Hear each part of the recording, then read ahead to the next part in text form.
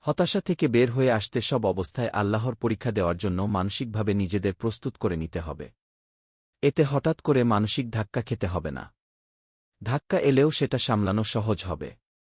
কুরআনে আল্লাহ বলেছেন, নিশ্চয়ই আমি তোমাদেরকে কিছু ভয়, ক্ষুধা এবং জানমাল ও ফলফসলের ক্ষতি দ্বারা পরীক্ষা করব।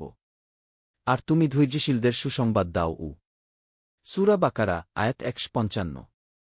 অবস্থার উন্নতির জন্য আল্লাহর কাছে সালাতের মাধ্যমে সাহায্য চাইতে হবে, নিজের ভুল খুঁজে শুধরে নিতে হবে এবং চেষ্টা চালিয়ে যেতে হবে। অন্যকে দেওয়া নেয়ামত দেখে নিজের সাথে তুলনা করার হতাশা থেকে বাঁচতেও আমাদের আল্লাহই কাছে নেয়ামত চাইতে হবে।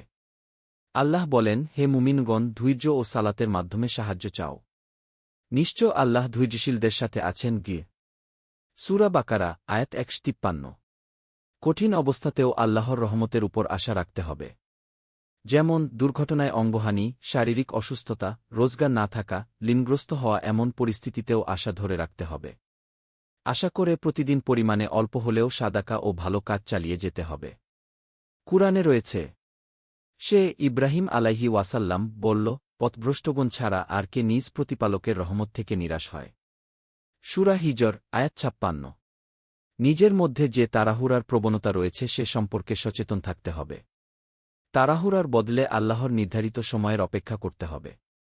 আল্লাহ বলেন, মানুষকে সৃষ্টি করা হয়েছে তাড়াহুড়ার প্রবণতা দিয়ে। অচিরেই আমি তোমাদের দেখাব আমার নিদর্শনাবলী। সুতরাং তোমরা তাড়াহুড়া করো না।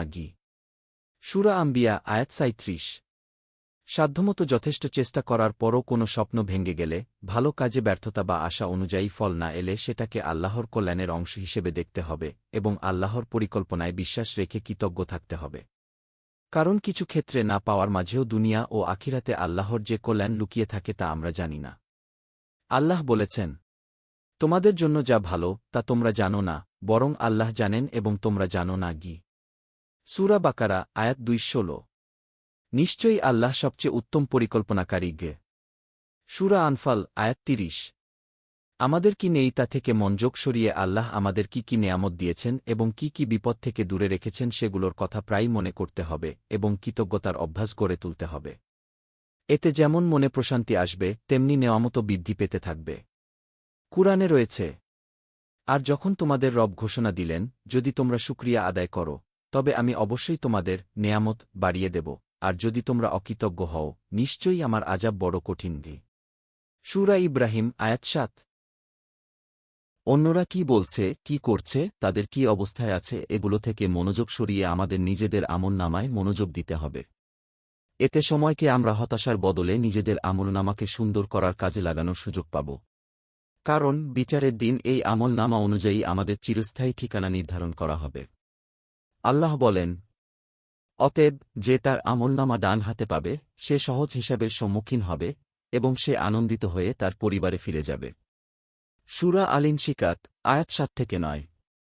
অসৎ সঙ্গ কিংবা একাকিত্বের হতাশা থেকে বের হতে অসৎ মানুষের সাথে দূরত্ব বজায় রাখতে হবে এবং এমন মানুষের সাথে নিয়মিত যোগাযোগ বাড়াতে হবে যারা কথায়, আচরণে ও সঠিক কাজ করার মাধ্যমে আল্লাহকে সবসময় স্মরণ করে।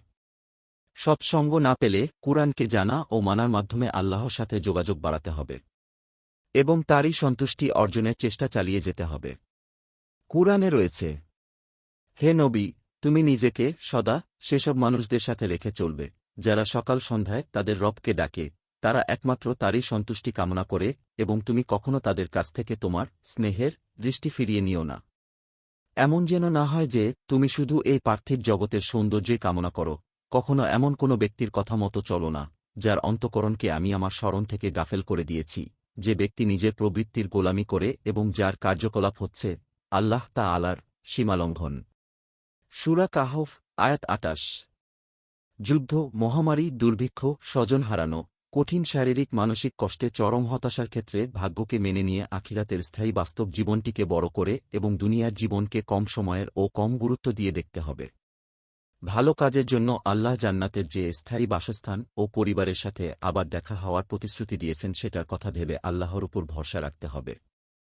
আল্লাহ বলেন, তবে কি তোমরা আখিরাতের পরিবর্তে দুনিয়ার জীবনে সন্তুষ্ট হলে? অথচ দুনিয়ার জীবনের ভোগসামগ্রী আখিরাতের তুলনায় একেবারেই নগণ্য। সূরা আত-তাওবা আয়াত ৩৮। তোমরা পৃথিবীতে খুব সামান্য সময়ই কাটিয়ে এসেছ, কত ভালো হতো যদি তোমরা এ কথাটা জানতে। সূরা আল মোমেনুন, আয়াত ১১৪।